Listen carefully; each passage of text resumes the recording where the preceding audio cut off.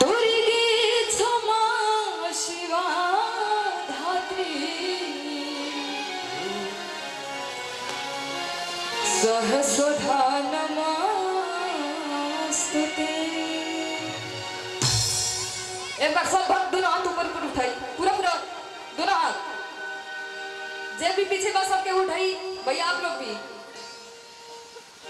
भी उठा ली चाचा जी। बस सच्चे दरबार की मैया के प्यारी की।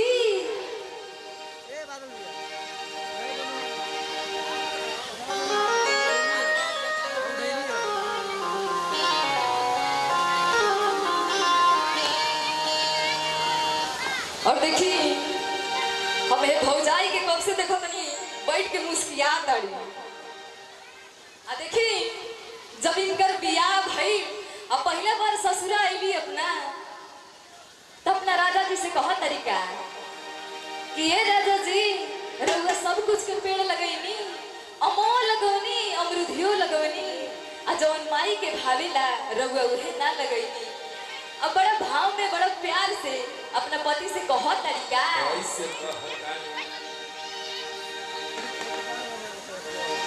पिया माला गवाला पिया हो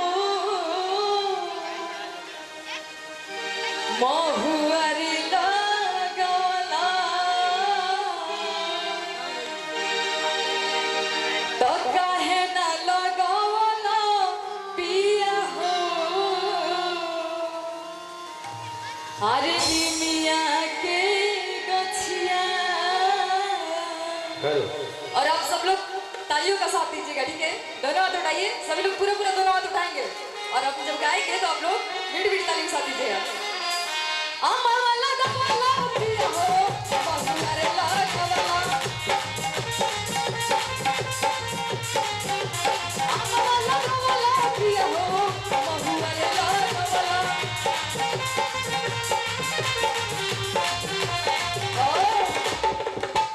हम चाहते हैं कि आप लोग खड़ा होकर बस के डांस करें।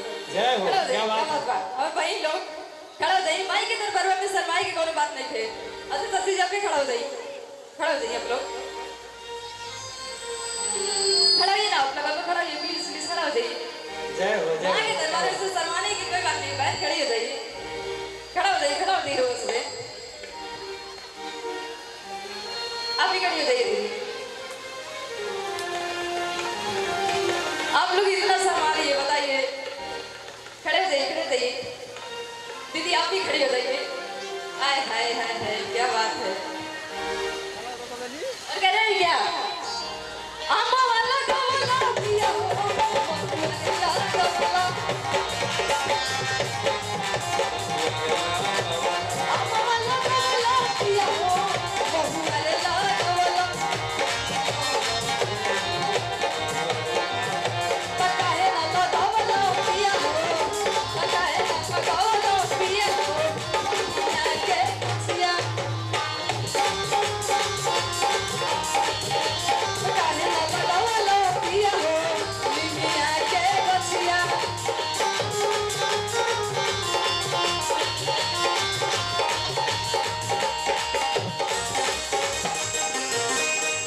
आप लोग के दिल से धन्यवाद कि आप लोग आत्मसात देंगे हमारे। हे समीक्षा, आपके बिरादरी केहू के खड़ा हो, हमार बिरादर वही ना खड़ा बना था। अच्छा ये नहीं हो, अभी हम देख लेता नहीं। वो सब नाचे ना लो, चलिए भैया वो खाली कही के देखावे नाचे लगी है। सबके डांस करी, ठुक करी, जो के डांस करी आप संगे। ए भाई बिरादरी के नाम मत बताइए लो, के डांस करी तू ना ऊपर उठ के बताइए। बिरादरी के नाम बताइए लो मत। भाई बा अम्मा वाला गवाला पिया हो बहुआरे लगवाला,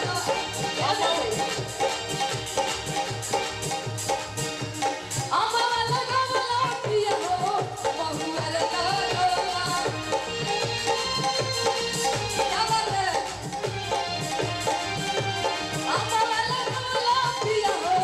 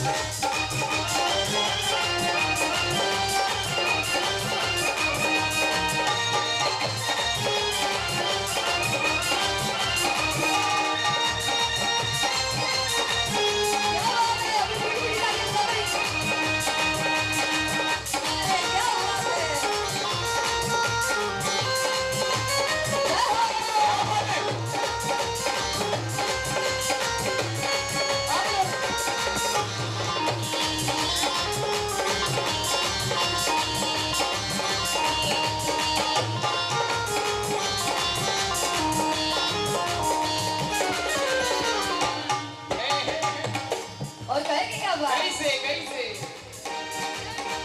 निमिये दुआरवा हो निमिये हो खलवा माइक निमिये दुआरवा हो निमिये हो खरवा माइके निमिये दुआरवा हो निमिये हो खलवा माइक निमिये दुआरवा हो बबुला भावे इनका कोपली दीपारवा हो कबहू ना भावे माइक बपड़ी पीपारवा हो अमला गवला पिया हो बहुवर लागवला पिया हो बहुअर गवला अमला गवला पिया हो बहुवर लागवला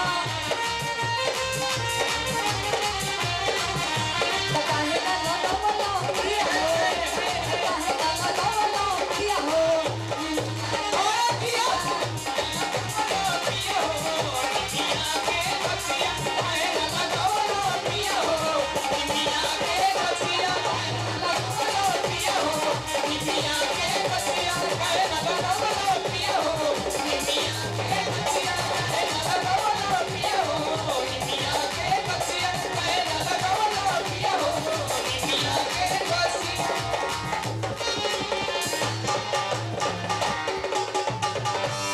बहुत सच्चे दरबार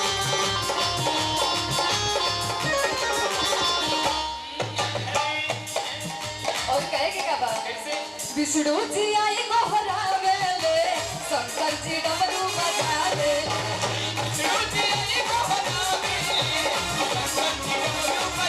पीड़ा के कान पर नारद बाबा हरि भजन के सुनावे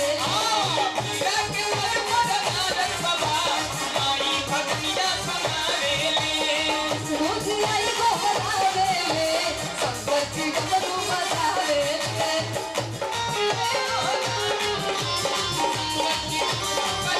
पीड़ा के कान पर नारद बाबा हरि भजन के सुनावे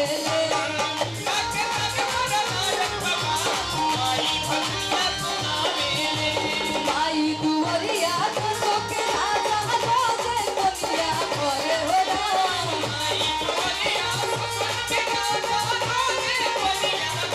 माई दुवरिया तो के राजा रोजे दुनिया करे हो राम रही जाती हमें ही नगरिया रही जाती हमें ही नगरिया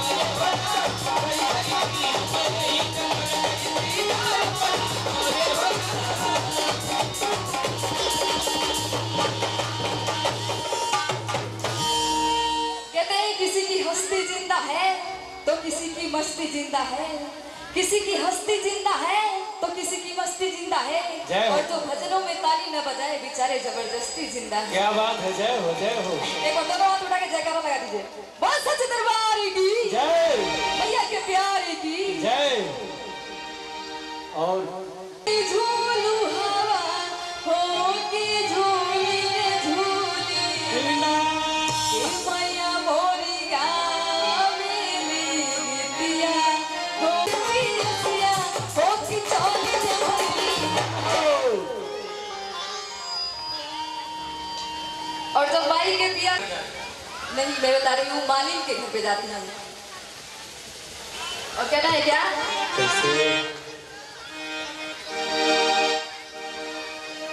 कि झूला तो झूला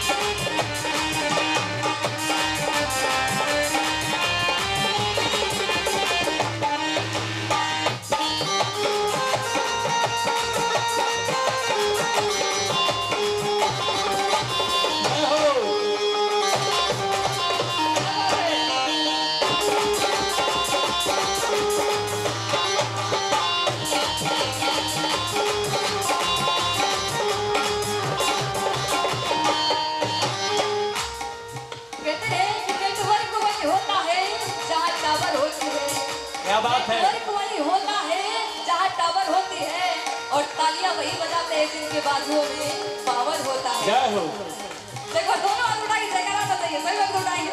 पीछे दो, पूरा पूरा दोनों हाथ। बहुत सच्चे दरबार की जय भैया के प्यार की। जय। और माई जब मालिक के घर पहुंचे ताड़ी तो माई कहा तरीका सुताला प्राणू की लागल होके मोटा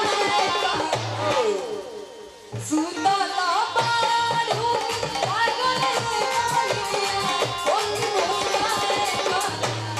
होके मोटा कि हमके